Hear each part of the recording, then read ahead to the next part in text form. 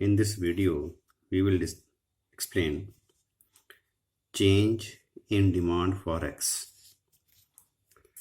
We know, as explained in part 1 of this video, there are 8 determinants of demand: price of the commodity, income of the consumer, price of related good, taste, expectations, size of population, composition of population, and distribution of income. If we divide these 8 determinants into 2 parts like this line, Px one side, price of the commodity one side, all other determinants other side. This is the price of the commodity. These are other determinants than the price of the commodity. Now, in case of change in demand, you will study what is the effect of change in price of the commodity on its demand, and what is the effect of change in other factors on the demand. So on the basis of that classification, change in demand or change in demand for X, it is divided into 2 parts. Change in dx due to change in its own price, that is Px, and other point, change in dx due to change in other factors than its own price. तो commodity की अपनी price के में change आने से, x की price में change आने से एक्स की डिमांड के ऊपर क्या चेंज आती है, और कमोडिटी की अपनी प्राइस के अलावा अदर फैक्टर्स, उनमें किसी में भी, जैसे 7 फैक्टर्स हैं, तो किसी में भी चेंज जब आती है तो डिमांड में क्या चेंज आती है. This change which is due to price of the commodity, अब इसके थ्रू जो चेंज आती है, डिमांड ज़्यादा होना, डिमांड का कम होना, that is known as extension in demand and contraction in demand. And जो ये एक्सटेंशन कॉन्ट्रैक्शन है, इस के बेस पे हम एक ही डिमांड कर्व के ऊपर मूवमेंट करते हैं, upward downward, and this is also known as change in quantity demanded. And दूसरी साइड जो अदर फैक्टर्स हैं कमोडिटी की अपनी प्राइस के बिना, उनमें चेंज आने में जो डिमांड में चेंज आती है, डिमांड का बढ़ना, डिमांड का कम होना, that is known as increase in demand और decrease in demand. And because of this increase और decrease, demand curve shifts rightwards और leftwards. This is also known as change in demand. तो ये आपने ध्यान रखना है. Change in demand and change in quantity demanded, दोनों में डिफरेंस क्या है. Change in quantity demanded is due to change in price of the commodity, change in its own price. Change in demand is due to change in other factors than the price of commodity. जिस commodity की हम बात कर रहे हैं, अगर उसी commodity की प्राइस में चेंज आने से डिमांड में क्या चेंज आया, that is change in quantity demanded. जिस commodity की हम बात कर रहे हैं, उसकी अपनी प्राइस के अलावा बाकी जो डिटर्मिनेंट्स हैं, उनमें चेंज आने में डिमांड में क्या चेंज आया, that is change in demand. First is change in quantity demanded due to change in it price of the commodity. तो जब कमोडिटी की अपनी प्राइस चेंज हुई तो डिमांड में क्या चेंज आई, this is known as extension in demand और contraction in demand. First is the extension. Other things remaining same. अब अदर थिंग्स, जब हम कमोडिटी की अपनी प्राइस की बात कर रहे हैं, it means other 7 determinants remaining same. When price of a commodity falls, जब किसी कमोडिटी की प्राइस कम होती है, इट्स डिमांड राइजेस, उसकी डिमांड बढ़ जाती है. This rise in demand is known as extension in demand. इसको कहते हैं extension in demand. It is explained with the help of following table and diagram. अब इसको हम टेबल और डायग्राम के साथ एक्सप्लेन कर सकते हैं। For example this table, initially price was 4, demand was 10। When price falls from 4 to 2, अब जैसे ही प्राइस 4 से कम होकर 2 हुई, डिमांड 10 से बढ़कर 20 हो गई। This rise in demand is known as extension in demand. Similarly in the diagram, ये डायग्राम हम दोबारा ड्रॉ कर लेते हैं।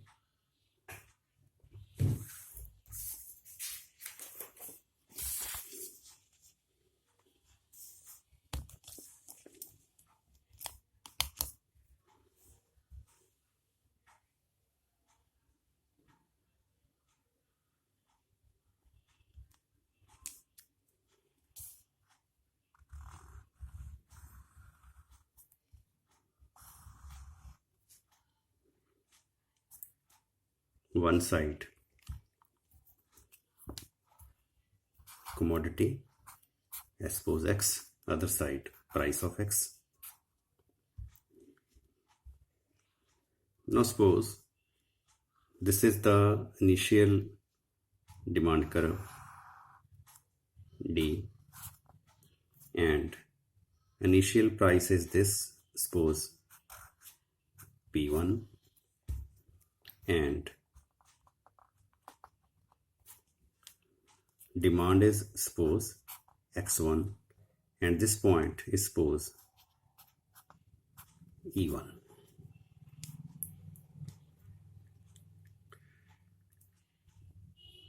Now suppose price falls. अब suppose करो जो प्राइस है वो P1 से कम होकर P0 हो गया। When price falls from P1 to P0, demand rises from X1 to X2, and this is the new equilibrium E2. तो जैसे ही प्राइस कम हुई from P1 to P0, demand rises from X1 to X2. This rise in demand is known as extension in demand from E1 to E2. This is the movement on the same demand curve.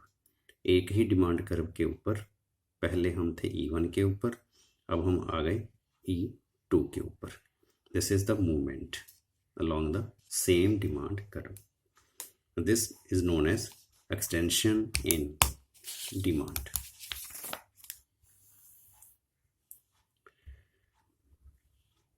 Second is contraction in demand.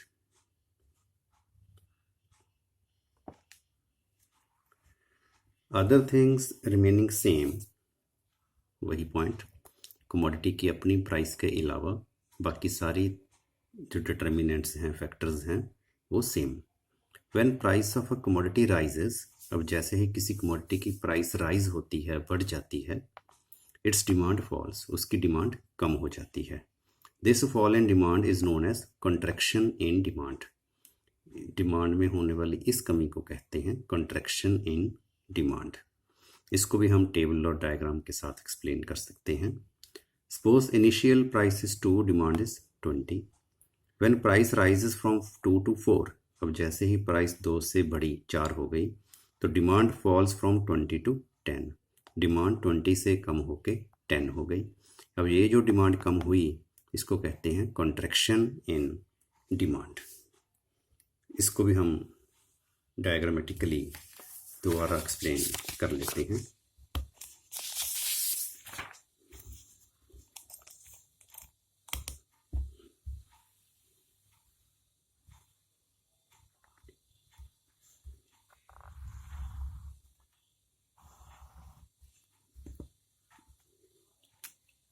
One side commodity X, other side its price Px. Now suppose this is the demand curve dx.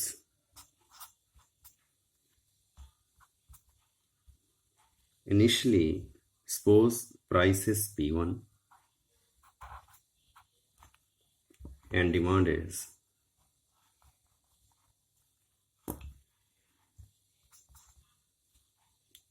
X1 and this is price, this is equilibrium E1. अब starting में क्या है, P1 price है, demand है X1. Now suppose price rises from P1 to P2. जो price है वो P1 से बढ़कर P2 हो गई. Now the demand is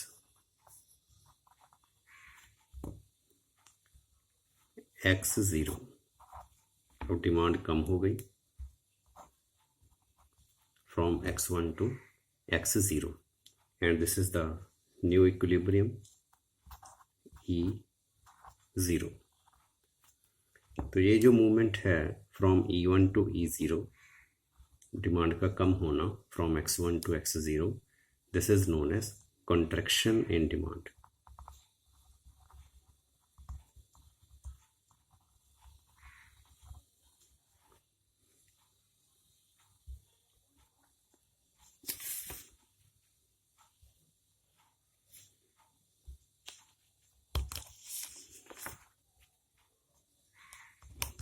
Next point is change in demand due to change in other factors than the price of the commodity. अब जो बाकी फैक्टर्स हैं कमोडिटी की अपनी प्राइस के बिना, px के बिना, जो बाकी 7 डिटर्मिनेंट्स हैं उनमें अगर किसी में भी चेंज आए तो डिमांड में क्या चेंज आती है. This point is explained with the help of income of the consumer from the other 7 determinants of demand. अब ये जो 7 determinants हैं, these 7 determinants 1 2 3 4 5 6 7, इन 7 में से किसी भी एक के साथ हम इस पॉइंट को एक्सप्लेन कर सकते हैं. We are taking income of the consumer. हम इन 7 में से कोई भी ले सकते हैं. Generally, size of population, composition of population and distribution, they affect market demand. Expectation and taste, these are qualitative variables. इनको हम numbers में मेजर नहीं कर सकते, मुश्किल है मेजरमेंट इनका. तो ये 2 ही हैं जिनको हम मेजर कर सकते हैं, price of the related good and income. Price of related good हमने इसलिए नहीं लिया इस time because it has 2 type of effects depending upon the relativity. कैसा रिलेशन है, सब्सटीट्यूट है या कॉम्प्लीमेंट्री है. तो हमने इजी ले लिया इनकम. तो इनकम के बेस पे हम इस पॉइंट को एक्सप्लेन करेंगे. तो पहले है increase in demand. Other things remaining same when income of the consumer rises. तो अब क्या है, अब हम सिर्फ इनकम की बात कर रहे हैं. अदर थिंग्स, अदर 7 डिटर्मिनेंट्स, इसमें अब px भी आ गया और py, taste, expectation, population, size, composition, distribution, all these 7 determinants suppose same, सिर्फ इनकम को हम चेंज करेंगे. when income of the consumer rises, demand rises. अब जैसे ही कंज्यूमर की इनकम इंक्रीज होती है डिमांड बढ़ जाती है. This rise in demand is known as increase in demand. इसको हम कहते हैं इंक्रीज इन डिमांड. इसको हम टेबल और डायग्राम में एक्सप्लेन कर रहे हैं.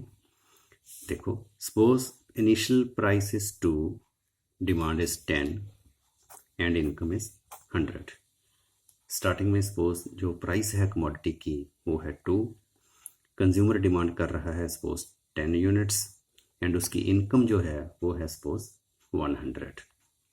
Now what is the important point कि इसमें देखो प्राइस तो 2 ही है, price remains 2 because other things remaining same. Price तो 2 ही है बट जो डिमांड है इट इंक्रीज्ड फ्रॉम 10 to 20. तो डिमांड 10 से बढ़कर 20 हो गया. क्यों हो गया? Because income has increased from 100 to 200, क्योंकि इनकम बढ़ गया. तो इस इंक्रीज को हम कहते हैं इंक्रीज इन डिमांड। तो अब हम इसको डायग्राम में एक्सप्लेन कर सकते हैं।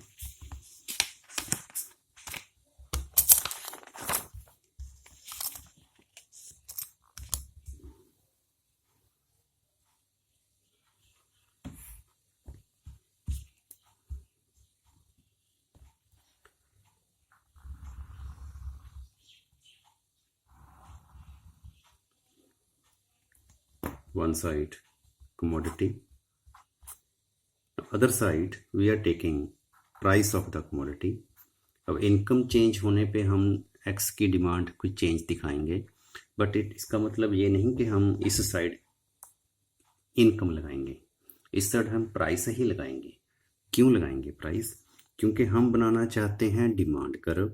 Suppose this is the demand curve. अब जो डिमांड कर्व है, suppose it is D1, demand curve shows law of demand. Law of demand means the relation between demand and price.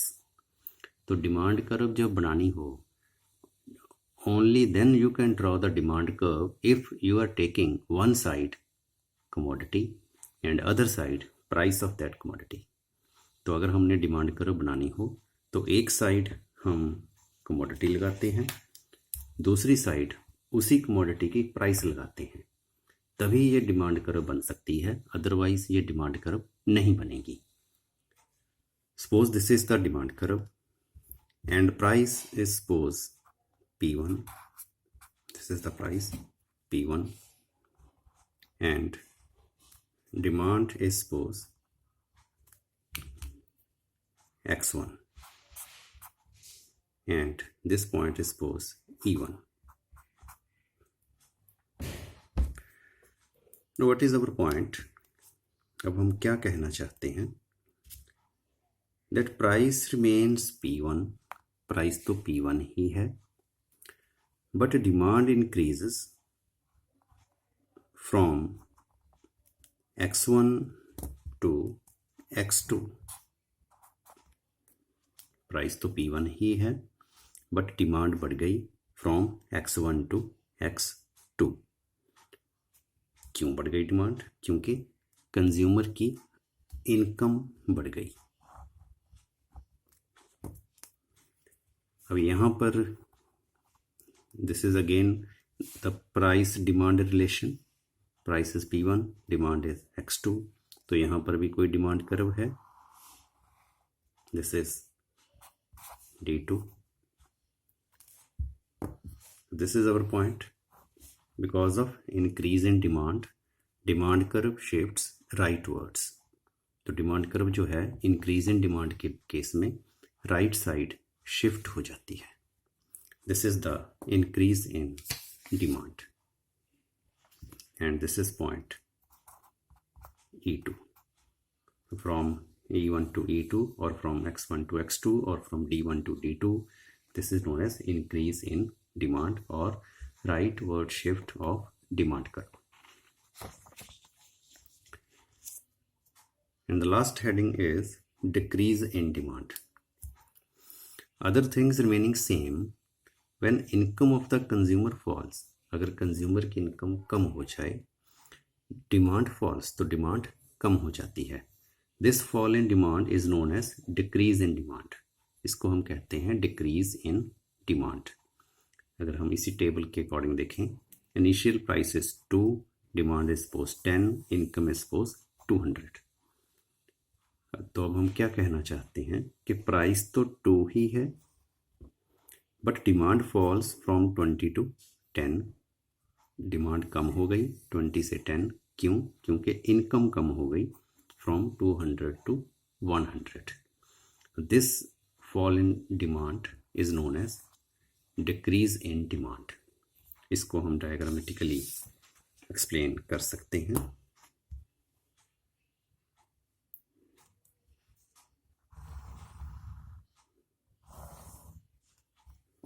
One side commodity, other side its price। Suppose initial demand is D1 initial price is suppose P1 and this is the demand X1 and this is point E1. Now what is our point कि price जो है, price तो P1 ही है but demand X1 से कम हो गई, suppose X0 हो गई।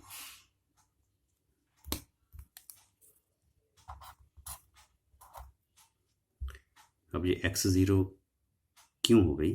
क्योंकि इनकम कम हो गई एंड ये एक नया रिलेशन बन गया P1 X0 और यहाँ पर कोई और डिमांड कर्व है, suppose D0 and this is the point E0। तो ये जो लेफ्ट साइड शिफ्ट है डिमांड कर्व का D1 टू D0 और ये जो डिमांड कम होना है X1 to X0, this is known as decrease in demand. This was increase in demand. This is the decrease in demand. Thank you.